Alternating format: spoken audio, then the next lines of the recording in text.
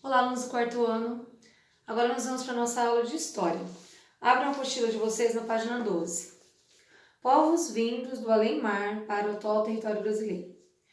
Quando os europeus chegaram à América, deram ao lugar o nome de Novo Mundo, pois era um novo território a ser explorado.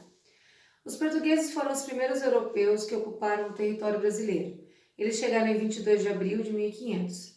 Depois de muitos anos, outros europeus também passaram a vir para essas terras, pois, assim como os portugueses, buscavam por riquezas, ouro, pedras preciosas, matérias-primas e diferentes temperos para comercializar na Europa.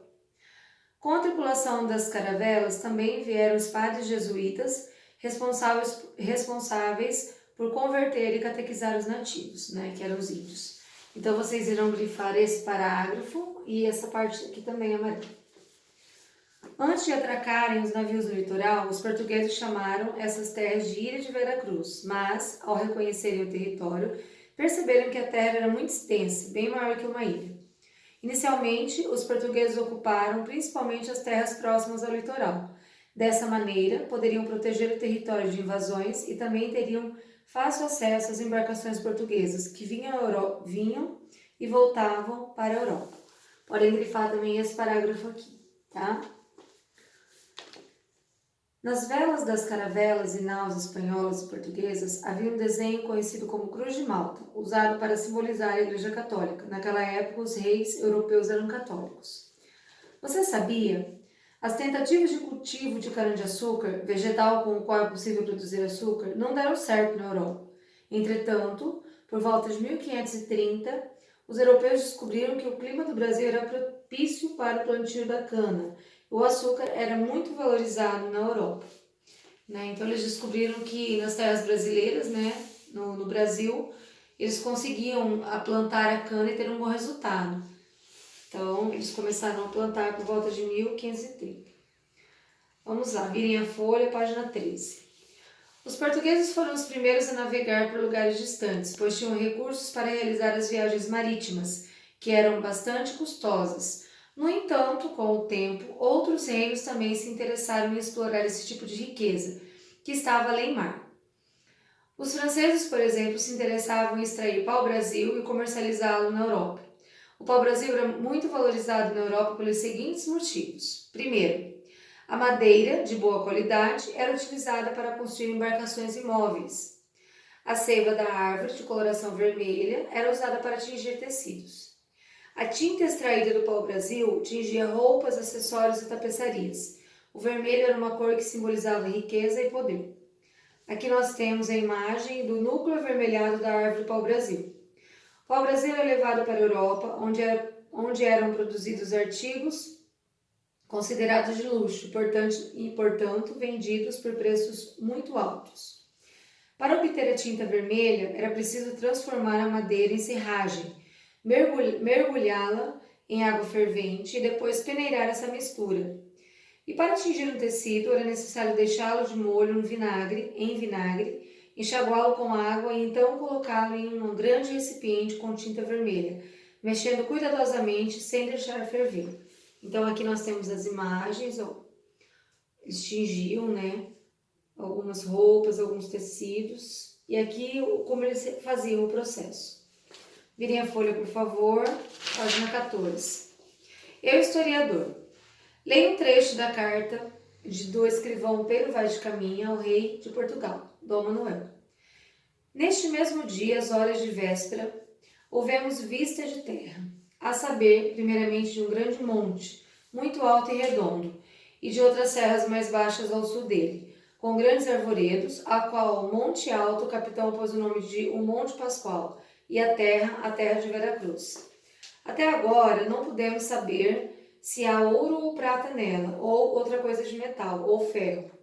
As águas são muitas, infinitas, e em tal maneira graciosa que, querendo aproveitar, dar-se-á nela tudo, por causa das águas que tem. Então, aqui, vocês vão observar, farão leitura e vão responder as questões A, B e C. Virem a folha, página 15. Por que os portugueses procuravam dominar outros territórios? Cite 2 motivos para a valorização do pau-brasil na Europa. Então, baseado no texto que vocês leram, irão responder a questão 2 e 3 da página 15. Agora vamos para o próximo texto, o outro lado da moeda. Na América do Sul, os indígenas habitavam lugares próximos ao litoral, junto às matas, campos e florestas. Os povos nativos conheciam bem as regiões por eles habitadas, e desses locais extraíam alimentos como vegetais e raízes. Aqui nós temos uma imagem de um indígena da etnia Cambeba, vestido como europeu do século XVIII. O indígena está segurando uma zarabatana, instrumento feito de caule de árvore longo, com um grande canudo, e contém um orifício onde se coloca uma flecha. A zarabatana é utilizada para caçar, uma prática mantida até a atualidade pelos indígenas da Amazônia. Então, corresponde a essa imagem, tá? Podem passar o marca-texto no primeiro parágrafo. Virem a folha, página 16.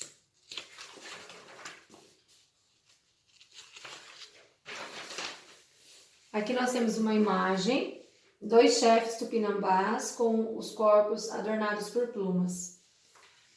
Quando os portugueses chegaram a essas terras, enviaram uma carta ao rei de Portugal com informações a respeito do lugar.